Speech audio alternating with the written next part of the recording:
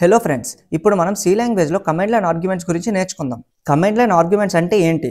Command line arguments అంటే మనం program run చేసేటప్పుడు కన్సోల్లో మనం ఇన్పుట్లో ఇచ్చిన డేటా మెయిన్ ఫంక్షన్కి ఆర్గ్యుమెంట్ కౌంట్ మరియు ఆర్గ్యుమెంట్ వెక్టర్లా పాస్ అవుతాయి. ఆర్గ్యుమెంట్ కౌంట్ మనం సింపుల్గా ఏఆర్జీసీ అని పిలుస్తాం. ఆర్గ్యుమెంట్ వెక్టర్ మనం సింపుల్గా ఏఆర్జీబీ అని పిలుస్తాం. ఈ రెండింటిని మనం మన మెయిన్ ఫంక్షన్లో పాస్ చేస్తాం.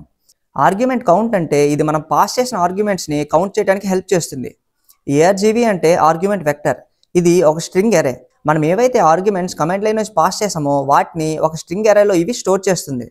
మనకి ఆల్వేస్ ఏఆర్జీబీ ఆఫ్ 0లో మన ప్రోగ్రామ్ నేమ్ ఉంటుంది అండ్ ఏఆర్జీబీ 1 నుంచి రిమైనింగ్ ఆర్గ్యుమెంట్స్ ఉంటాయి.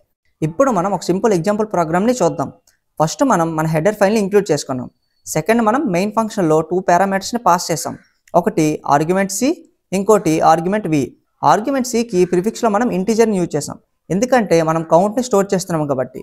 ఆర్గ్యుమెంట్ వెక్టర్కి మనం ప్రిఫిక్స్లో క్యారెక్టర్ని యూజ్ చేసాం అండ్ స్క్వేర్ బ్రేసెస్ని యూజ్ చేసాం.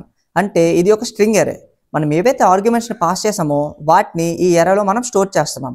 అండ్ మెయిన్ ఫంక్షన్లో మనం టోటల్గా 2 ప్రింట్ఎఫ్ స్టేట్మెంట్స్ని, ఒక ఫర్ లూప్ని యూజ్ చేసాం. ఫస్ట్ ప్రింట్ఎఫ్ స్టేట్మెంట్లో సింపుల్గా మనం ఆర్గ్యుమెంట్ కౌంట్ని ప్రింట్ చేస్తున్నాం. సెకండ్ ప్రింట్ఎఫ్ స్టేట్మెంట్లో మనం ప్రోగ్రామ్ నేమ్ని ప్రింట్ చేస్తున్నాం. అండ్ ఇది మనం ఆల్రెడీ డిస్కస్ చేసాం.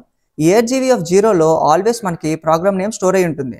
అందుకే మనం ఏఆర్జీబీ ఆఫ్ 0ని యూజ్ చేసి ప్రోగ్రామ్ నేమ్ని సింపుల్గా ప్రింట్ఎఫ్ స్టేట్మెంట్ని యూజ్ చేసి అవుట్పుట్లో ప్రింట్ చేస్తున్నాం. అండ్ థర్డ్గా మనం ఫర్ లూప్ని యూజ్ చేసి మనం ఏవైతే ఆర్గ్యుమెంట్స్ని పాస్ చేసామో వాటిని అవుట్పుట్లో ప్రింట్ చేస్తున్నాం. మనం ఐ వాల్యూని 1తో ఇనిషియలైజ్ చేసుకున్నాం, ఎందుకంటే ఏఆర్జీబీ ఆఫ్ 0లో మనకి ఆల్రెడీ ప్రోగ్రామ్ స్టోర్ అయి ఉంది. అండ్ ఏఆర్జీబీ ఆఫ్ 1 నుంచి మనం ఏవైతే ఆర్గ్యుమెంట్స్ పాస్ చేసామో వాటిని యాక్సెస్ చేయొచ్చు.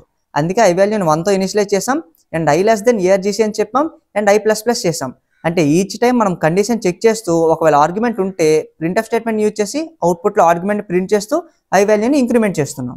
ఇప్పుడు మనం కమాండ్ ప్రాంప్ట్ నుంచి మన ప్రోగ్రామ్కి ఆర్గ్యుమెంట్స్ పాస్ చేసి ప్రోగ్రామ్ని ఎలా రన్ చేయాలనేది చూద్దాం. ఫస్ట్ మనం జీసీసీ మన ప్రోగ్రామ్ నేమ్ .c అలానే -o అండ్ ప్రోగ్రామ్ నేమ్ని మెన్షన్ చేస్తాం.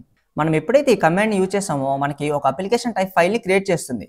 ఇది మెషిన్ రీడబుల్ ఫార్మాట్లో ఉంటుంది. ఆపరేటింగ్ సిస్టమ్ని యూజ్ చేసి ఇది రన్ చేయడం జరుగుతుంది. ఇప్పుడు మనం ఈ కమాండ్ని సింపుల్ పార్ట్స్గా డివైడ్ చేసి అర్థం చేసుకుందాం. జీసీసీ అంటే కంపైలర్ని ఇన్వోక్ చేస్తుంది.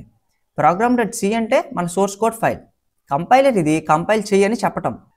-o అంటే అవుట్పుట్ ఫైల్ని స్పెసిఫై చేయటం. అండ్ ప్రోగ్రామ్ అంటే కంపైలర్ ప్రోగ్రామ్ అనే ఎగ్జిక్యూటబుల్ ఫైల్ని క్రియేట్ చేస్తుంది. ఇప్పుడు మనం ప్రోగ్రామ్ని ఎలా ఎగ్జిక్యూట్ చేయాలనేది చూద్దాం. సింపుల్గా మనం ప్రోగ్రామ్ నేమ్తో ఆర్గ్యుమెంట్స్ని పాస్ చేస్తాం. ఫర్ ఎగ్జాంపుల్ మన ప్రోగ్రామ్ నేమ్ని ప్రోగ్రామ్ అని అనుకుందాం. అలానే ఆర్గ్యుమెంట్స్ని మనం ఏఆర్జీ1, ఏఆర్జీ2 అండ్ ఏఆర్జీ3 అని అనుకుందాం. మనం ఎప్పుడైతే ప్రోగ్రామ్ నేమ్తో ఆర్గ్యుమెంట్స్ని పాస్ చేసామో మెషిన్ దాన్ని డైరెక్ట్గా ఎగ్జిక్యూట్ చేసి అవుట్పుట్ని సిఎండిలోనే చూపిస్తుంది. ఇప్పుడు మనం ఒక ప్రాక్టికల్ ఎగ్జాంపుల్ ప్రోగ్రామ్ని చూద్దాం. మీరు ఒక ఎంప్టీ ఫోల్డర్ని క్రియేట్ చేసుకోండి అండ్ ఆ ఎంప్టీ ఫోల్డర్లో ఒక నోట్ప్యాడ్ ఫైల్ని యూజ్ చేసి మనం ఏదైతే ప్రోగ్రామ్ని డిస్కస్ చేసామో దాంట్లో ఇంక్లూడ్ చేయండి. నేను మనం డిస్కస్ చేసిన ఎగ్జాంపుల్ని దీంట్లో ఇంక్లూడ్ చేశాను.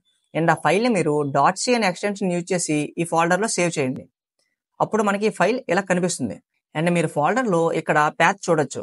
సింపుల్గా మీరు cmd అని టైప్ చేయండి. మనం ఎప్పుడైతే ఆ ప్యాత్లో cmd అని టైప్ చేస్తామో మనకి cmd ఆ పర్టికులర్ ప్యాత్ నుంచి ఓపెన్ చేస్తుంది. అంటే మనం డైరెక్ట్గా ఆ ఫోల్డర్లో ఉండే ఫైల్స్ అన్నింటినీ యాక్సెస్ చేయొచ్చు. ఇప్పుడు మీరు dir అనే కమాండ్ని యూజ్ చేయండి. మనకి dir అంటే డైరెక్టరీ అని అర్థం. అంటే ఆ పర్టికులర్ ఫోల్డర్లో ఏవైతే ఫైల్స్ డైరెక్టరీస్ ఉంటాయో వాటిని మనం సింపుల్గా చూడొచ్చు. ఇప్పుడు మనం జీసీసీ ప్రోగ్రామ్.c -o ప్రోగ్రామ్ అని చెప్పి ఎంటర్ చేయండి. మనం ఎప్పుడైతే ఈ కమాండ్ని యూజ్ చేసామో మనకి అప్లికేషన్ టైప్ ఫైల్ క్రియేట్ అవుతుంది. ఇప్పుడు దాన్ని మనం మన ఫోల్డర్లో కూడా చూడొచ్చు, విచ్ ఈస్ దిస్ ఫైల్. ఇప్పుడు మనం మళ్ళీ cmdలోకి వెళ్ళిపోయి dir అని చెప్దాం. ఇక్కడ మనకి ప్రోగ్రామ్.txt అని కనిపిస్తుంది, which is the machine translated file. ఇప్పుడు మనం దీన్ని ఎగ్జిక్యూట్ చేయాలంటే సింపుల్గా ప్రోగ్రామ్ పక్కన మనం ఆర్గ్యుమెంట్స్ని పాస్ చేస్తాం. లెట్స్ సే ఏఆర్జీ1, ఏఆర్జీ2, ఏఆర్జీ3 అండ్ క్లిక్ ఆన్ ఎంటర్. మనకి డైరెక్ట్గా ప్రోగ్రామ్ ఎగ్జిక్యూట్ అయ్యి ఇక్కడ అవుట్పుట్ కనిపిస్తుంది. మనకి కౌంట్ ఎంత వచ్చింది? 4 అని వచ్చింది, ఇంక్లూడింగ్ మన program name which is program. అలానే మనం పాస్ చేసిన ఆర్గ్యుమెంట్స్ ఏంటి? ARG one, ARG two and ARG three. అంటే సక్సెస్ఫుల్గా మనం కమాండ్ లైన్ ఆర్గ్యుమెంట్స్ గురించి నేర్చుకున్నాం. Thank you for watching and see you in the next video guys.